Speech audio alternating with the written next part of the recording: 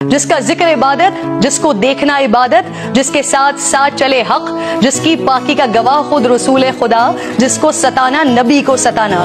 जिसके जूदो सखा पर आयत गवाह, जिसकी तहारत का ऐलान हदीसे किसा, जिसने हालत रुकू में की ज़काते अदा, जो शबे हिजरत तलवारों तले सो गया, जिस पर हो मेरी जान फिदा, वो है मेरा मुश्किल कुशा, मेरा मौला अली। आज 13 रजबुल मुरज्जब, वो मुबारक दिन जब आगोश मुस्तफ़ा में अबू तराब आए, बंदगाने खुदा को खलीफा, अहले विला को मौला, यदुल्लाह मिनल्लाह ऐनुल्लाह वजहुल्लाह लिसानुल्लाह असदुल्लाह, फातिह खैबर हैदर कर्रार, बातिल के लिए था जो शोला बार, अमीरुल मोमिनीन इमामुल मुत्तकीन, रियासत मदीना के चौथे खलीफा।